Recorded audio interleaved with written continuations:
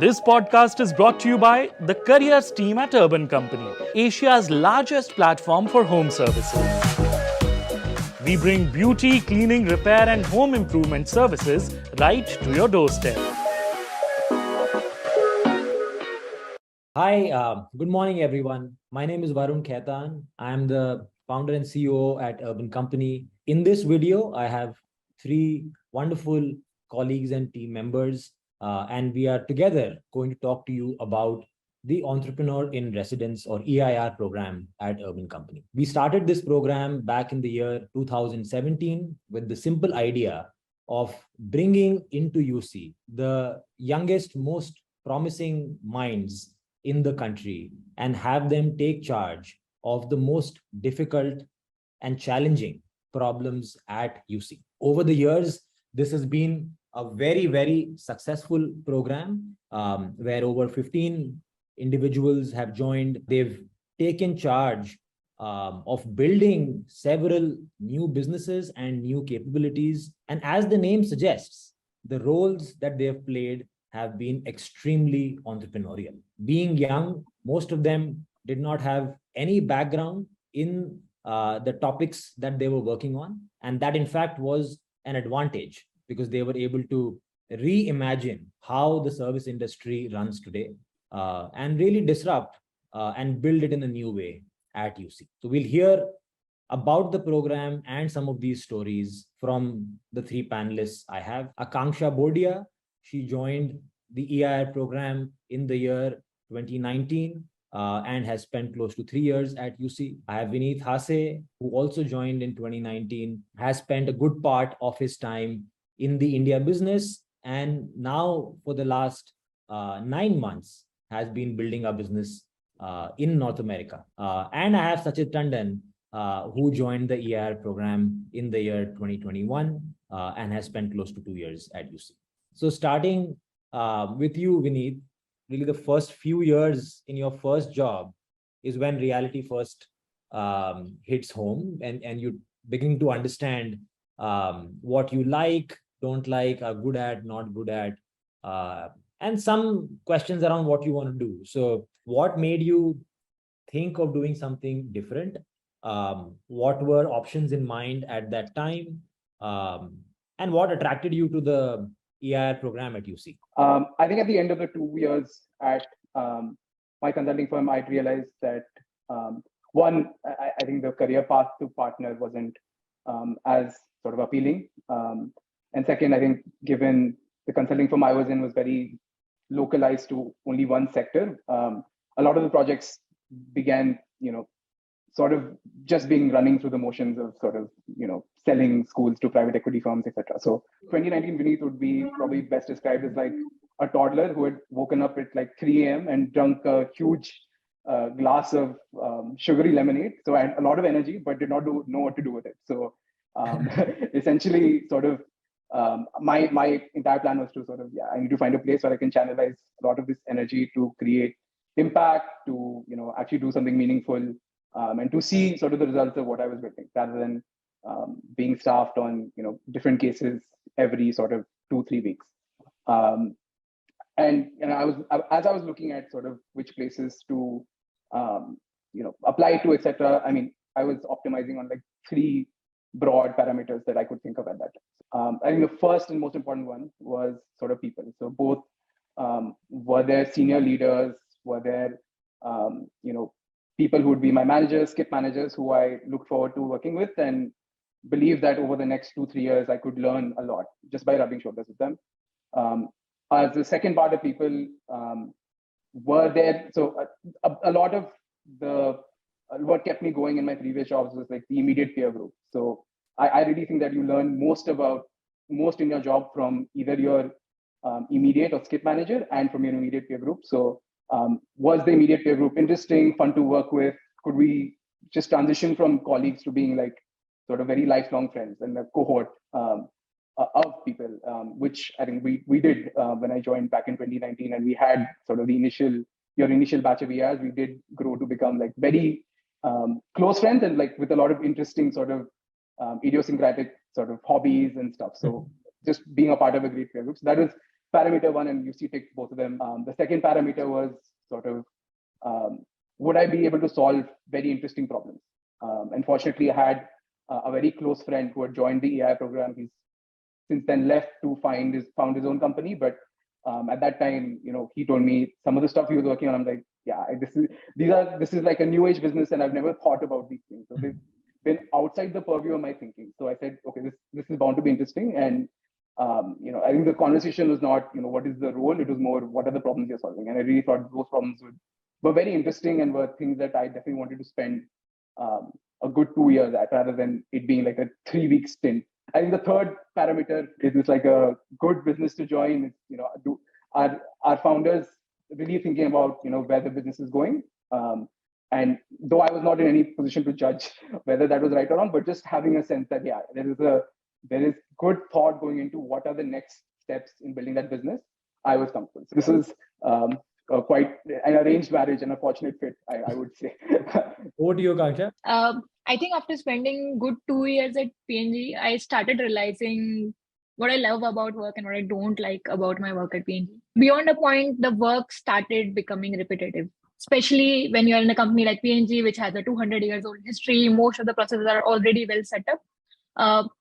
So the scope of learning, growing, setting up your own impact, creating your own mark has certain limitations which comes with that role. So it became extremely repetitive. I could see the impact that I could create was limited, given I was operating out of a small plant, owning one line of it. And then those were the two things which eventually tripped that I should do something else. That I've learned what I could learn here, and I should start thinking about something else, which is where I started talking to some of my seniors. One of them happened to be in UC as an AIR at that time. So I was just talking to him, telling him my problems at the current role, and he's like, sure, why don't you talk to some of the folks in UC? And I was like, sure. He basically set up a next day interview with Saurabh, who became my then manager. We had a good chat about what the business was doing. It was a 0 to 1 business. At that time, we were doing close to, I think, 1,000 orders a day, 1,000 orders in a month at that time. We were still figuring out a PM fit. We were still figuring out which cities we should launch. We were still figuring out what SKUs to offer. The role sounded extremely challenging and exciting because almost everything about that business in that stage was unknown. And that was something that extremely excited me about the role. I remember flying down to Gurgaon next weekend, meeting everybody in the office, and almost everybody that I spoke to was extremely excited about just the problem space, not just that business unit, but also about the problem space that we were operating on. Almost everybody had similar answers on why this problem is the most important, why UC is at the right place to solve this problem. And I think that basically was the thing for me. I realized that if I join UC, I'm going to be in an extremely smart people company. I'm going to work on an extremely challenging problem. The learning curve is going to be extremely steep. So that was the whole thought process around what excited me towards EIR. No, I'm glad we didn't scare you with all the talk about what we were doing and what we wanted to do. No, it was extremely exciting. I think interacting with Saurabh and Sashank was extremely exciting. Like I could see like the passion they had towards this problem, and I could relate to that part. It's probably going to be an extremely exciting experience. Sachin? Yeah. So when I was in consulting, I had a good time over the 3 years. There weren't any hard feelings as such. I got to work on a lot of different projects. But essentially, there was a time when I took a step back and thought about, the last 3 years. And the feeling I had was that I don't want to be doing this for clients. I want to be doing this for something of my own, right? Have a more direct role versus, an extended arm relationship in driving that change. And to be honest, there were two options in my mind. One was a role in the big tech firms, and the other was trying out the startup ecosystem. So I started actually interviewing with 4-5 companies. What sealed the deal personally for me were two things. One was I just related to what UC was trying to solve in the market. I felt that it was a relevant problem, and I was attracted to the problem statement in that manner. And the other was just the interactions I had. So I interviewed with 3 folks and had a final round with Abhiraj, and found all of the people I interviewed with very sorted. So even when I think about in the future probably setting something of my own, I felt like this was the right place to get that mentorship, to get that guidance, and get that early experience on how to set up a business and run a business. And that's essentially what made me choose UC. In addition to all my friends feeling happy here, that was a big sell too. Awesome. I hope the viewers find this piece helpful, because that phase of when you're thinking beyond your first job, which, by the way, for all of you was among the top jobs at college campus, is a hard, interesting phase. Options are many, possibilities are many, and somewhat unsure about what you want to do in life as well. Maybe a bit more sure than before. I think that's where the EIR program comes in. I want to move to how did the choice play out, and we'll I guess we'll try to go in reverse this time, order wise. So we'll start with you, Sachit. To be honest and not make it sound very flowery, I think it's been a journey that has been full of ups and downs for me. But again, when I look back, it's been a rewarding journey. So I joined the painting business, which had been set up, and we were trying to make it perfect. Right. And in my first year, I was leading the quality mandate, and we were able to make some improvement, but still not land where we would have liked it to. So the first year for me was really an eye opener, that no matter how good you may have thought your past life has been, right, business is going to be tough, right? So my first year was just that realization that you've put probably some of the smartest people on this problem, and still it hasn't gotten the best to the best solution yet. So that was actually a low point for me, right? 7-8 months in, we delivered the painting season, which is essentially September, October, when around Diwali everyone wants to get their house renovated and painted. And then I felt like I haven't been able to accomplish a lot. And cut to 3 or 4 weeks later, I was like, boss, matlab, I am here, I will make this work, right? So then there was a sharp pivot, and I was fortunate in the sense that you and the leaders also felt like I was ready for the next step, wherein what we did was we dismantled the complete business. We thought about how to reassemble it in a new manner and how to make it work in a new operating model. And since then, it's been an incredibly satisfactory journey, because we've seen those changes and those bets play out, right? So first year, a lot of struggle to make it work, versus second year, where we are actually seeing that some of the pieces are falling together now, and we are hopeful that this season would land well. So I think in that sense, it's been a fulfilling journey for me. I've enjoyed the peer group as well as the work we've done, and it marries with what Akanksha and Vineet were talking about earlier. How can we see that impact come in, right? Consulting projects typically are shorter term. You don't stick around for as long. But here I have worked in the painting category for 2 years now. So I've seen those changes and those impacts come in.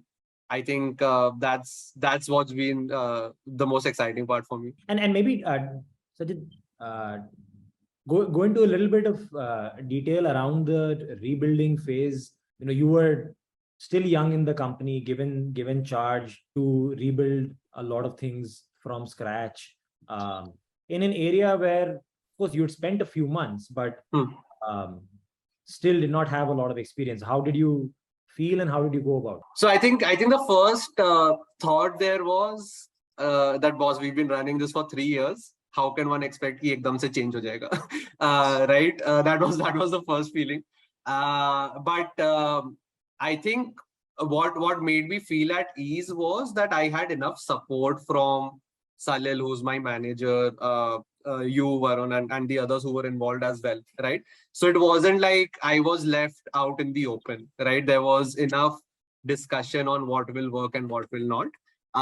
And yes, no idea was off the table. So we, as I mentioned, dismantle the complete thing. We thought about, each piece. How do we make it work for partners? How do we make it work for customers? So it was a great um, experience for me, in the sense that even though painting in the first year for me wasn't a 0 to 1 game, but this rebuilding exercise that we did has been 0 to 1, right? We've built the supply completely again. We've thought about all critical elements of customer experience. It has come with a fair bit of challenge, uh, uh, which was also tied in with me now leading multiple people. So earlier I had a smaller team, but now I was managing 3 cities and scaling this up, right? So I think this experience of building a business from scratch is something that I really relish. And essentially, the first 4 months in this new phase, in my second year, have been just about that. Uh, and I think that's been a really fun experience for me. And when did you know things were actually working? Yeah. So to be honest, I had handled quality earlier, right? And quality, which is essentially customer experience, could break anytime. So while people had started being optimistic in month 3, I was still keeping my fingers crossed because I had burned my hands earlier. It was about 5 or 6 months in when we had seen the proof of success in one city where we piloted, and we had also started expanding to other cities, which started following the same trajectory. So we knew that even when we are scaling to other cities, even when we are letting go of control in some sense, because your team is becoming larger, you are having many more people involved in running the same show. I got confidence that if the new cities are also following the same path, then we'll be able to get this right. I think so. 5 or 6 months is when I started feeling a little comfortable that this can work. Awesome. Vineet and Akansha, we'll go one by one. You guys were, of course, you joined a few years earlier to Sachit. Vineet, you've done many different things. Talk to us about the different roles you've done, and you've been exceptionally instrumental in our cleaning business, which through the time you've spent has been a phenomenal growth story. So yeah, those are things I think we'd love to hear from you.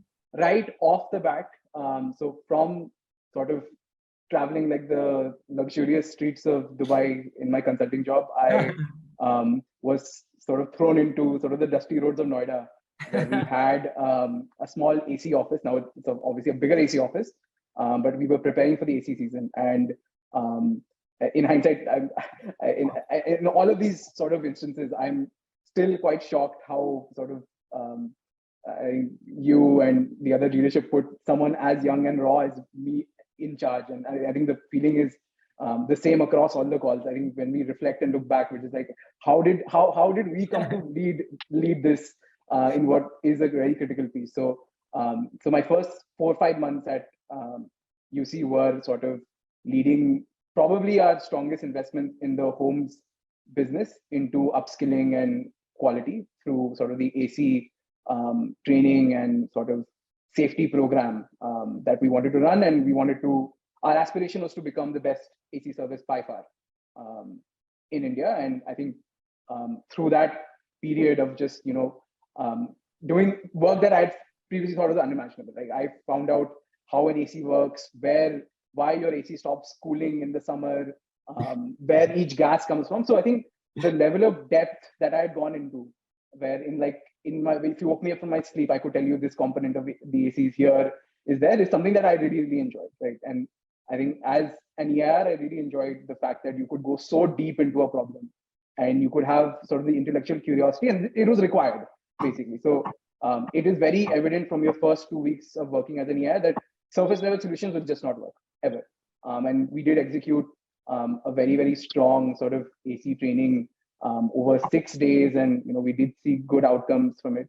But I think the main stint in the India business for me was being a part of the home cleaning business. Now, the home cleaning business, to me, I did not know what that meant, like, because we all have maids who come day to day, and I think now I'm realizing in the US, but like that's incredible luxury that we have in India. where we have people to maintain our house. So I was actually from the introduction to the category very curious on how this fit in an Indian household, and where was the customer product market fit. And as we slowly unpacked the category and understood what customers really wanted, we realized that cleaning, and particularly bathroom cleaning, served as like sort of the cleaning that your maid can't do, basically, right? And the cleaning that you need to get your house to like a hotel level, like a very, very clean, getting all of those very dirty stains off of your bathroom, of your kitchen, etc. So we were sort of the supplementary service to your daily needs. So I think there was one part where we did some research and redid what the service offering was, and then the hard part was how do we deliver on that service offering in scale, right? So if you're going to say that, hey, you are better than what maids can provide, you need to prove it, and you need to show the before and after outcomes of that, of what you're promising, right? And that has implications obviously on sort of how customers repeat every month. Can you get customers hooked onto your service saying, every month I just want my bathroom to look like this, and I know I have a maid, but I still want to keep booking a cleaning that's like 400 rupees too. And that, like, the first time I told my mom, hey, it's a cleaning service that's 400 rupees, and they just clean your bathroom and go. And she told me, no, I'll go and do it. So I think that was an initial barrier we had to cross with the customer to sort of really tell them why this service is relevant, and really get people to try the service and realize the difference, right? And I think probably my proudest contribution to UC, apart from the US stuff that I'll come to, is sort of really working on cleaning experience at scale. So how do we enable 4,000 professionals to ensure that when they leave your house, your bathroom looks sparkling good? And that involved, again, a similar journey as appliance of getting really, really deep, understanding what are the key drivers of customer satisfaction, like, your bathroom smell, your bathroom shine, your stain removal. What were customers complaining about in our service that they wanted, and sort of really iterating and realizing that there needed to be a core service delivery change, which involved giving new chemicals, giving new tools to professionals' hands. A lot of our professionals came from like very random backgrounds, right? That I think with someone like an AC technician, you need to know how to do, and there are people who have done ACs before. So for training for them is just more trying to make them unlearn some of the wrong things that they've learned. But cleaning and professional cleaning for a lot of these people was completely new. So we had to redesign with empathy the training program to sort of really walk a new person who's never probably done this before and was probably in like some very random field to come and deliver this fantastic service that we promised customers. So it involved multiple iterations on, as I said, which chemical and tools we had to create. We actually worked with a vendor to create like a UC white label chemical. We felt off-the-shelf chemicals did not do the trick, right? Especially in like those tough Indian bathrooms to clean, where like we have a lot of salt stains, you have a lot of different types of stains. So we had to really go the extra mile and go really deep. I remember like a time in Hyderabad in like the middle of the pandemic where I was like, I went out with the kit and my mom was asking, where are you going? I'm like, I'm going to clean some bathrooms, mom. Please don't ask me why.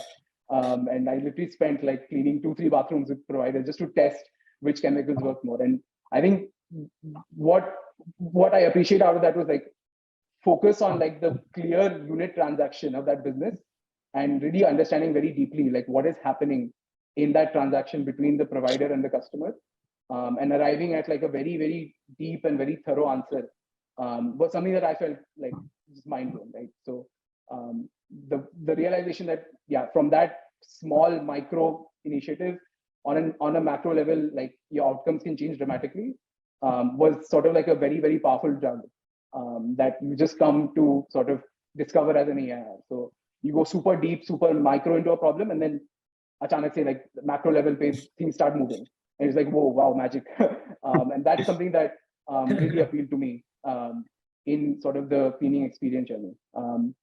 And I think post that, I started working with. I'm glad you spoke about that, because I remember summer of 2021, 2020 and 2021 both. I think you turned your house bathroom also into a lab. ordered all kinds of products from all over the world Yeah. in the middle of the pandemic. And maybe talk to us a little bit more about that. How were you doing this very deep, geeky, yet very transformative thing alone?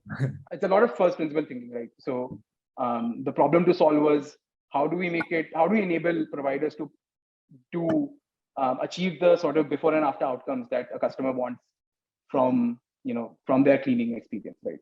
And we realized that platform guardrails and telling someone, hey, you need to clean better, did not work. Like those are just surface level problems. And then we realized, okay, we need to make our value in UC as a platform is we need to get those chemicals and tools into the provider's hands that would make cleaning a very, very dirty bathroom with actually real effort. So I've cleaned the bathroom. So I know, like after cleaning 2-3 bathrooms, I just went and slept and could not wake up the next day with like a lot of muscle pain. So it's a very tiring process. And I think with that empathy, I realized that, yeah, the key goal was very, very clear that we needed to reduce time, reduce effort, and ensure that like the chemicals are effective. So with those very key goals in mind, derived from a lot of macro and micro thinking, it was very easy to prioritize and decide between different chemicals. So I didn't need too much of like very, very crazy chemistry knowledge and stuff. I just knew that these are the outcomes, and these are a list of products that are available off the shelf.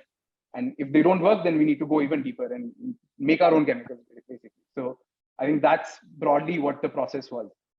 It was a lot of first principles, but yeah, I think in hindsight, it obviously it was very involved and very geeky, as you said, when you had to become obsessed about chemicals to really solve the problem. No, phenomenal, Larry, and so many multiple X times growth of the cleaning business just in that period that you were on.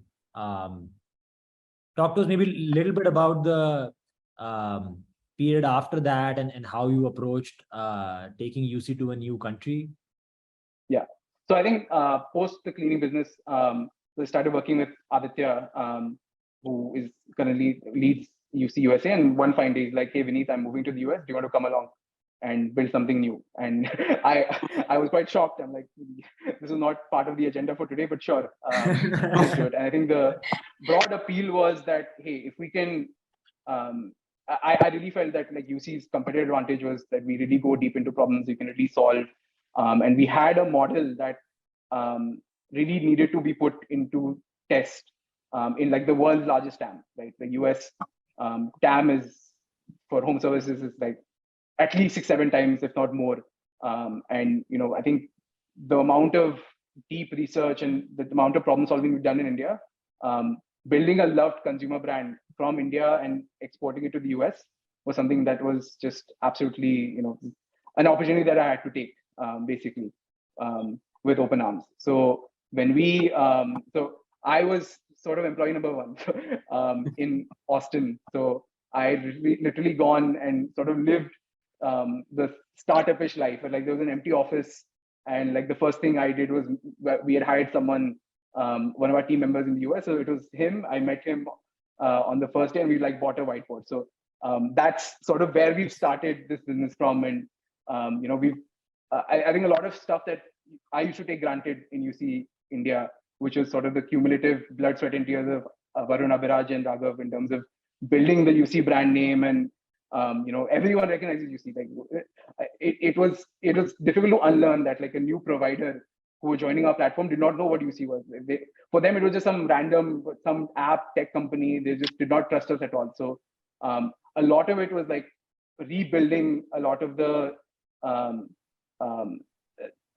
stuff that we take for granted in India. And also there was quite a bit of localization for the US customer and the US partner. Although as I reflect, I'm even more confident that UC's model is so global, which involves sort of removing the middleman of like a offline company, and that depresses the end workers' earnings, that we can actually expand to a lot more countries.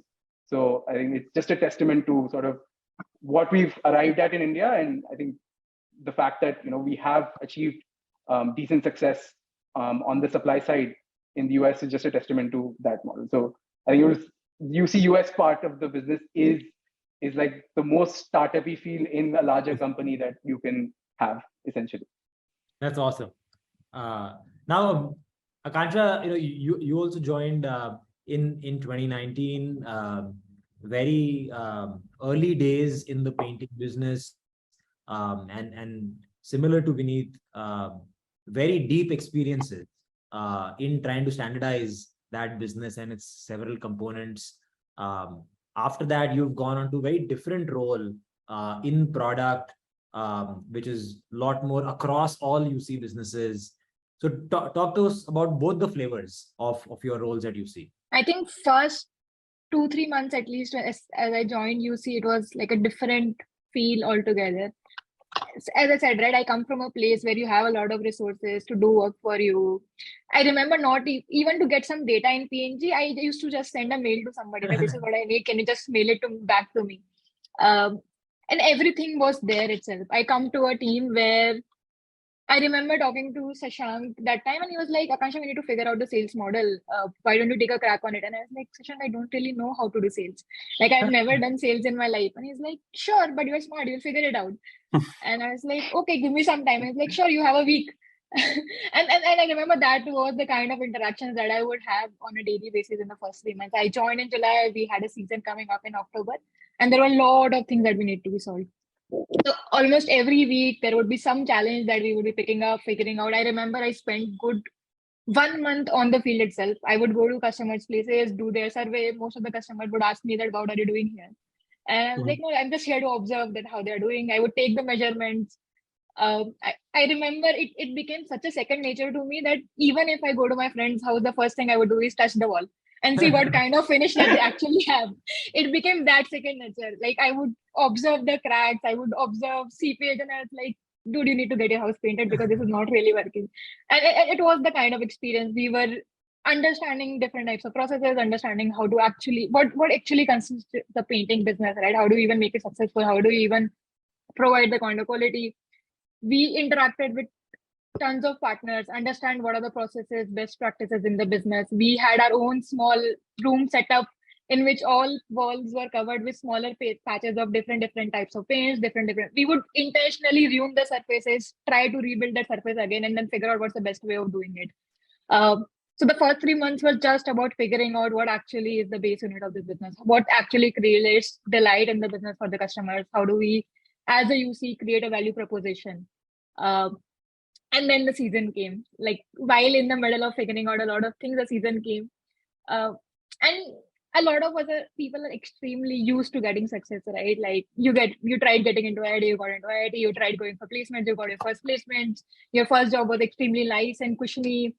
And that sort of became an expectation, right? So when the painting season came, we had done a tons of hard work. We have done tons of effort into figuring out a lot of things, and we thought that everything would fall in place.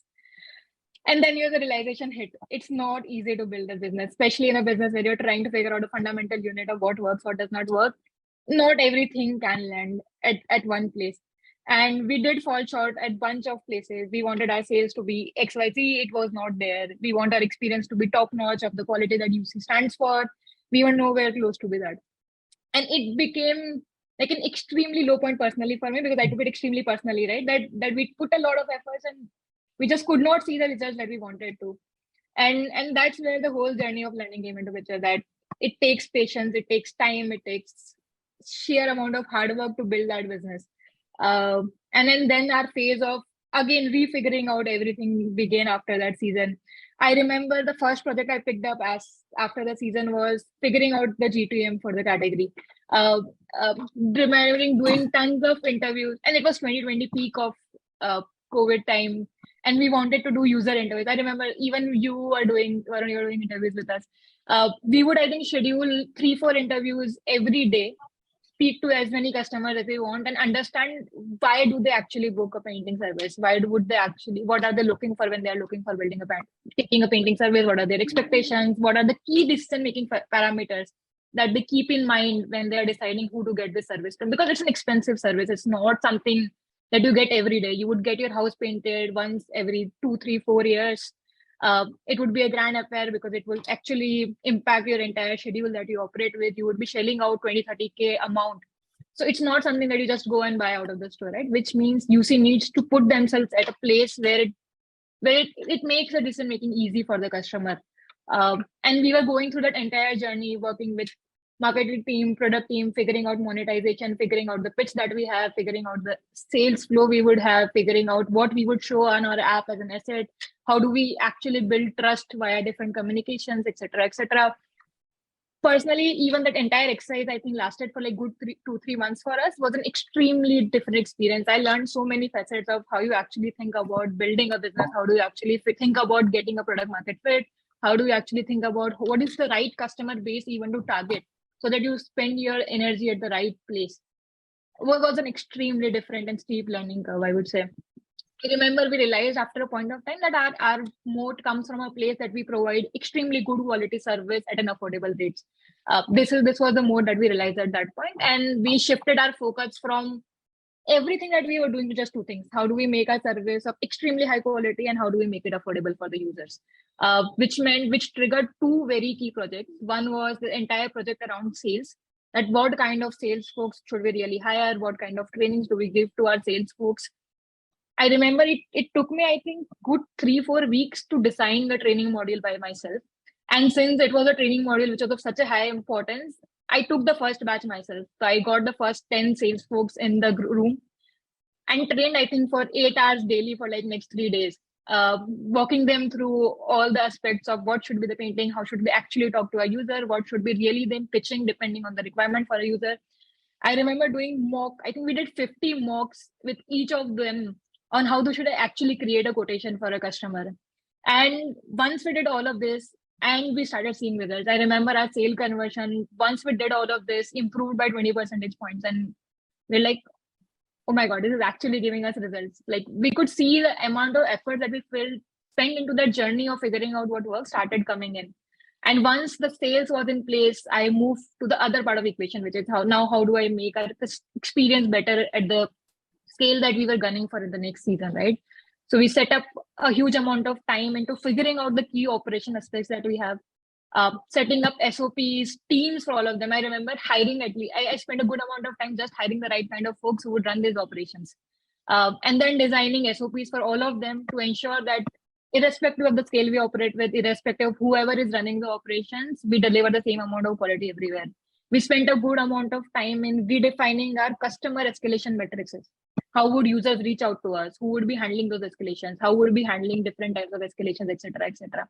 So the entire 1 year after the first season and before the second season, I think reimagined the entire journey, starting from our core operations to core sales to even our offerings of what do we actually offer and at what cost do we offer. It forced me to actually work with different people because there is no way I could have done it by myself, which meant spending a lot of time with marketing teams, spending a lot of time with sales folks, and spending a lot of time with our customer support agents, spending a lot of time with product team and defining the right monetization and the flow on the app.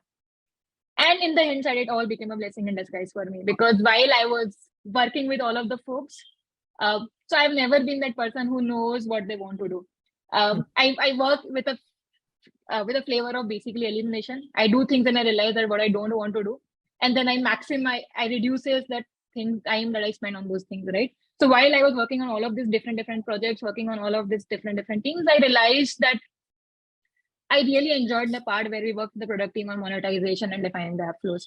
I could see the impact that the team could create by creating flows which affects all other categories. I could see a system which is extremely well designed can significantly reduces the overload of actually running a business, right? For example, if you have a very standard monetization system, there's an X unit that you place in, the geography that you want to operate, and it is a different level of impact that you can create versus just working in that unit. And then that's where my second phase in UC began. I started speaking to folks in product. I started reaching out to leaders and it was an extremely simple. I just have to drop a note on Slack to people that, hey, I'm interested in product and this is something I would want to explore about. I spent, I think, less than a month actually. I spent less than a month actually in figuring out the different roles that we have in our product team, speaking to folks, figuring out what's the right fit for me. Luckily, being in EIR, ensure that you all know practically everyone else in the company, right? Because that's the role how it's portrayed you. So it was an extremely easy movement. I knew the people that I was going to work in future. I knew what kind of folks they are, and I transitioned into a product team after the second season that we had in 2020. No, this is. I'm glad all of you took time to share the details of your experience. I think, in short, extremely intense. Intense both in depth and hours, speed, working across many facets, most of which you guys did not know from before. So the next question I have is, what has kept you guys going and wanting to do this and wanting to do more of this? Because the unique thing about the three of you is you're all onto your next roles after EIR as well. So there's something about being at UC that has kept you. And I'm sure as you guys discuss with friends, your roles are like a lot more difficult and intense than most things most people do. So I want you to talk about what it is that keeps you going. In short, yeah. I think it's sort of the core values at UC, right? So I, unlike Akanksha, am a very, very neurotic introvert. So I've always had this fear that, oh, as a introvert, I don't know if I'll be able to move ahead in like a company, because I won't ever go up to someone and talk to them and like, talk to any senior leaders and say, hey, how was your day? And like, what's your favorite type of coffee and stuff. So I think just from the core, like I think UC was always a company that was very meritocratic from the beginning. Appreciated intellectual honesty, appreciated people who did the core problem solving, and I definitely wanted to be associated with an organization that continued with that. Of course, for me particularly, I think the responsibility and also like the excitement of building, as I said, a brand in another country is sort of what is the core driver right now. So literally every sort of living moment in the US is, okay, how do we get UC US to be like a household name like UC India is. So I think just being very invested in the company, even though you're not a founder, or even though you're not like one of the early employees. So I think UC's ability to create that investment from all of us, I think, on this call is what has kept me going, and it's primarily driven through the values that we espouse, both as like a large organization and also in like mini teams that we have, like values of ownership, values of sort of very first principle thinking, values of going above and beyond, and getting rewarded for going above and beyond, going deep, not shying away from bold bets, etc. So I think because that has sort of continued in all geographies that we operate in all business roles that we operated, I think it's still a very, very, it's a thing that I take for granted, but I realize also that anywhere else, you'll be very fortunate to find culture like this. So that's probably my primary reason that, moving on to the next role was almost a no-brainer. Both you and Akanksha have talked about both highs and lows. And that's how the role is, right? What's kept you going? So for me, I think it's two things. The first one is just the challenge of it. I have found cracking this business to be very exciting, difficult, hard at times, and just like in one word, challenging. So as an individual, that is something that drives me, right? Of course, the people factor is also a very, very big factor, but the challenging kind of work that we're doing, I think that's very important. And the second thing is, it was actually a point in time for me. So once I started working, across cities and looking after the partner base as well, right? There were two instances that happened. There was a partner who came up to me and said, so I've been working with UC for a year now, and I've been able to buy this vehicle, which I wasn't able to do before. And again, there was a similar case where a person said that he was able to take a loan for a house, and he knew that UC will be there, he'll get steady earnings, and he can buy that now, he can invest that, right? So that was like a clear switch in my mind, in the sense that we're not building something for the dollars or the rupees. We are actually impacting lives. I had heard it, of course, in a lot of the interviews that UC employees and you guys had done, but it was the first time I felt that very closely, up and close, right? That the business that I am working on has had such a great impact on someone's life, right? So I think these two aspects combined make me supercharged for the kind of work that I do at UC. Very nice. Anakancha? So for me, it's a different reason. So UC has a value, right, which we proudly call this win-win.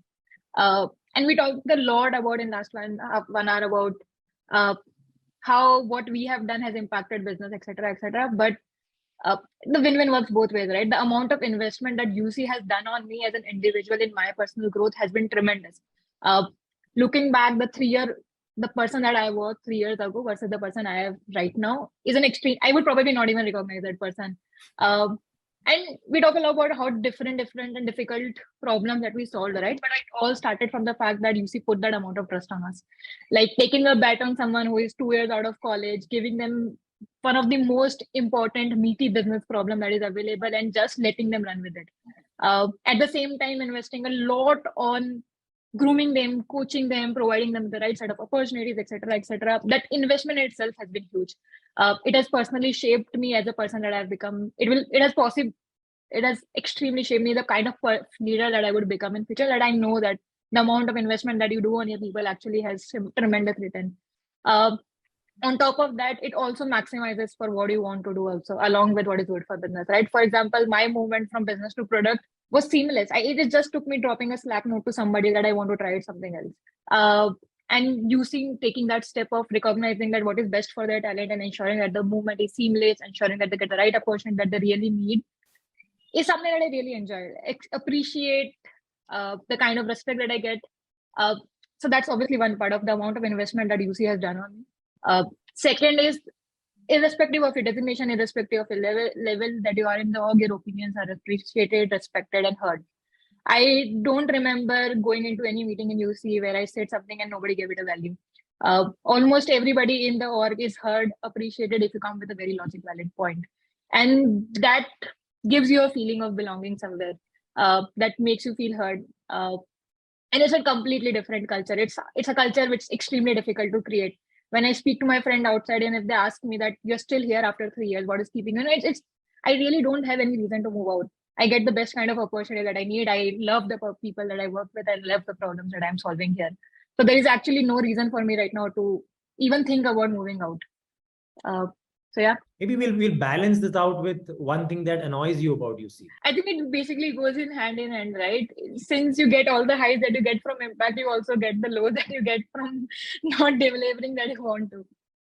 So I think the annoying bit of this would be that a lot of times you're just left alone to figure it out, right?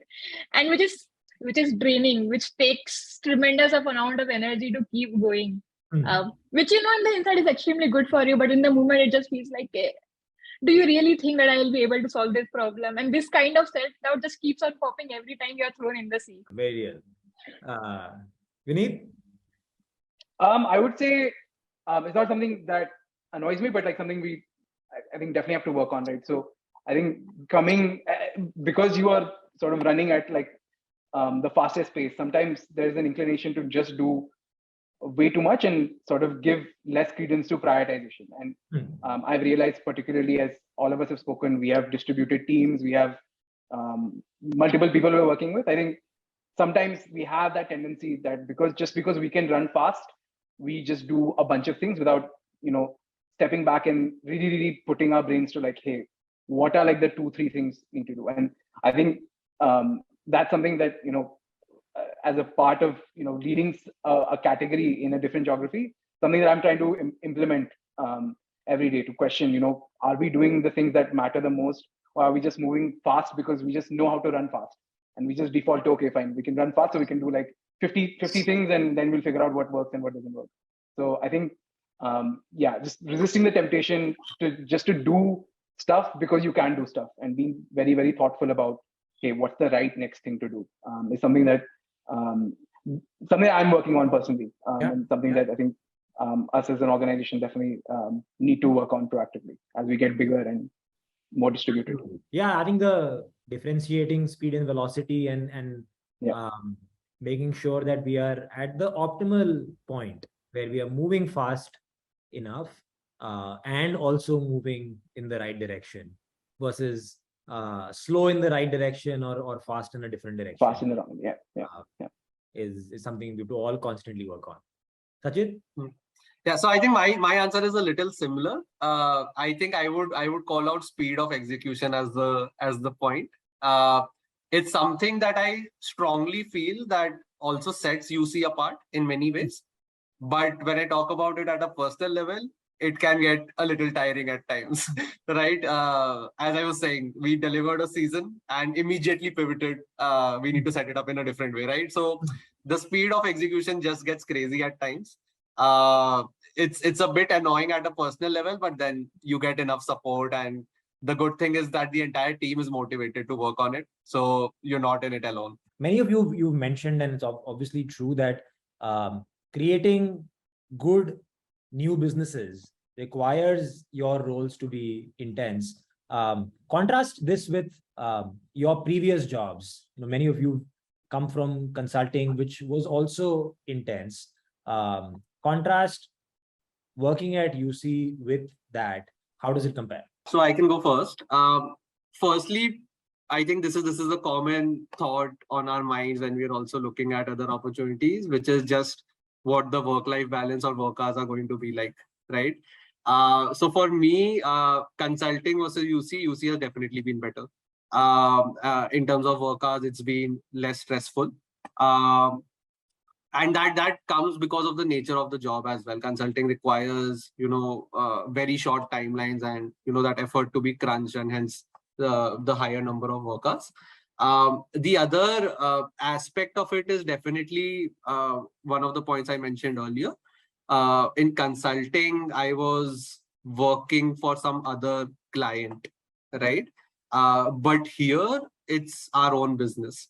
So that blocker or that dissonance that exists, right, that also goes away. So definitely better hours and better balance than consulting. But even if it goes a little overboard, I don't feel like it's going overboard because it's our business. Yeah, I think would love to hear from you guys as well, Vineet and Akansha. Clearly, we're not a 9-to-5 job, right? And we don't want anyone who wants a 9-to-5 job to be here. So what is the intensity like? Is it constantly intense? Is it up and down? And how does it compare with your previous job? I think I would like to steal like a phrase from my current manager, who describes sort of life at UC like a racetrack. So there are some parts of the racetrack that are straight and you can cruise, and there are points in the business where like you come across a curve where you really need to sort of invest time, solve fundamental things, right? So I think in consulting, I think it was probably more of like a very convoluted F1 track where there was a lot of curves basically every other day. In UC, I think you do get, I think there are moments of intensity and there are phases of intensity, but those are accompanied by phases of sort of lull and reflection, which also you need to do the job effectively as well. So it's encouraged that you do take time off, you do reflect, even between sort of different spurts of different sprints or different spurts of problem solving. It is, the balance between, hey, now, we are at a curve, so we need to invest a lot of energy in thinking and executing. And then there are times where it's a lull. So I think it's a really good balance between both of those phases that didn't exist in at least my previous role, which is nonstop heavy metal, essentially, throughout. Got it. Akansha? I think I come from a FMCG background, so it's not going to be a fair comparison. But I'll talk more about UC. So I think similar to what Vinny said, I've also heard similar thing from a different mentor, but it's more about how you run a marathon, how you run a sprint, right? Your career is basically a long marathon. You should need to figure out where you want to run the sprints. You would know the inflection point in the business or in your career at that point, and you would want to put more energy, more effort to come out stronger after that sprint, right? So that's how I at least look my career at UC. There have been instances where we knew it was important to right now figure out what needs to be done, and that's where the key sprint phases. And then there were periods where we were building fundamental units, taking our time to understand how things were. And those are more around marathon where we're taking our time to do things. So yeah, that's how actually it is. Awesome. Thanks for sharing that, folks. The last thing I wanted to talk about is, again, coming back to the whole EIR program. I hope stuff that you guys have shared will be very informative to viewers. And the reason we wanted to do this was there's so much variety in the role and so many aspects of the role that cannot be captured in a written GD in bullet points. So hopefully this gives viewers the right flavor. But this role is not for everybody. It's for a certain kind of individual. And as each of you, let's say, even think about your network and friends, there are some people whom you would recommend, and there's some you would think are not right for this role. So talk about that. Who is this role for and who is it not for? So there are two things that I've realized are extremely important if you want to be successful in this role.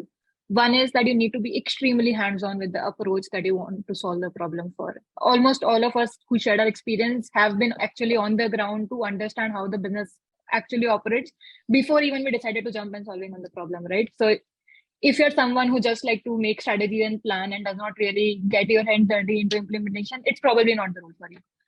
So that's one. And second, given we are trying to disrupt an industry, build a business which nobody has ever done, it requires us to be extremely curious, be open-minded, be okay with the vagueness of problems that it comes with, right? Because most of the problems do not have a straight answer. If they had a straight answer, they would have already been solved, which means we need to keep on asking all the right set of questions that we need to do and be comfortable with not knowing all the answers.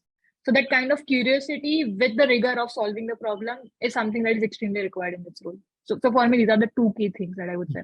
Yeah, I think similar. So I think if you have any mental bounds on ownership or the type of problems you want to solve, there is a good chance that you will end up in your first 7-8 months with a problem that you don't like, or you don't think you need to solve, or you don't think you want to solve, right? So I think someone who can put their hands up and say, yeah, I'll solve it. I've never done this before, as Akanksha solved, sales problem, as I was trying chemicals, as Sachit has worked on painting. I think these are all things that we never had any background in, or probably never thought we would want to solve. But I think having that sort of can do and, I'll be the one to solve, I'll put my hands up and I'll take this forward and I'll drive it. So having that sort of, having no bounds on ownership and no bounds on problem solving is super, super important.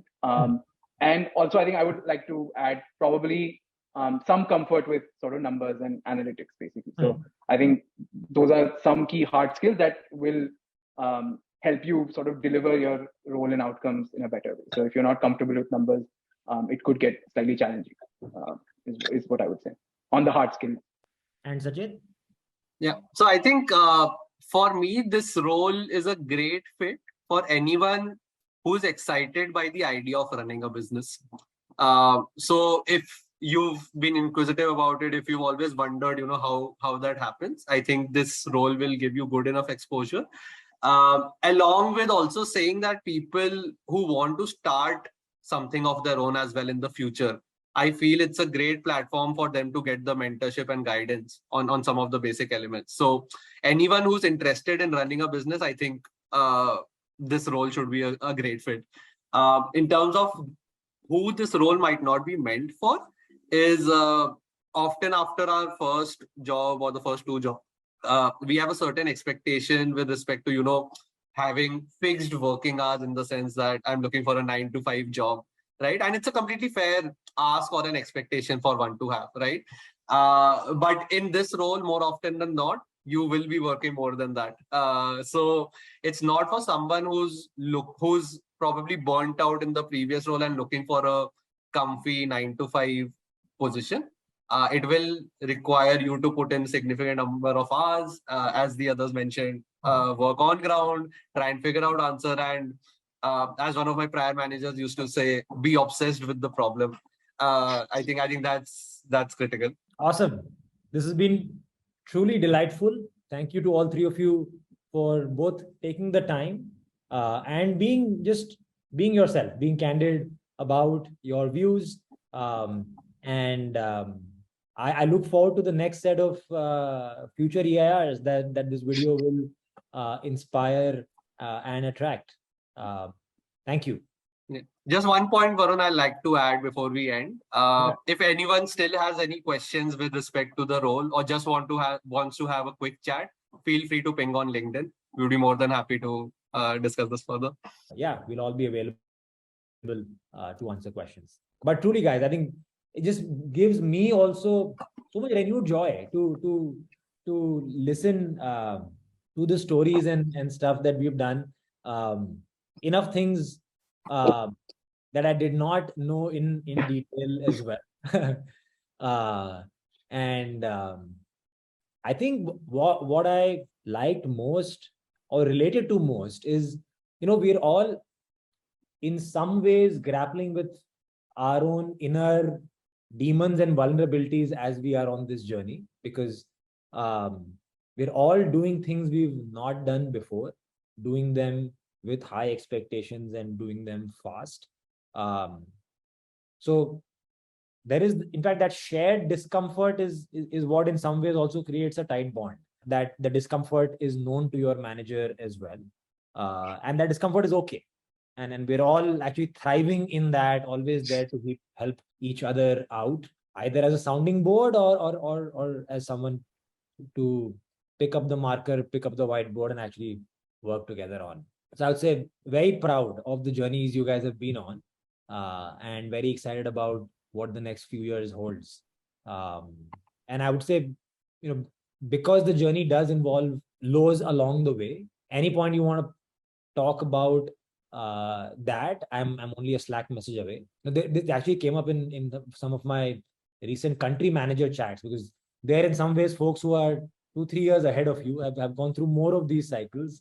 As they are now in a relatively more lonely role, they tend to have more of these moments. So I have had these chats with them.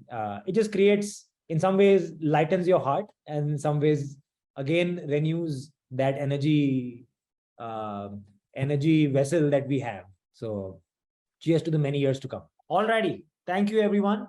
Bye. All right. Bye-bye. Bye-bye.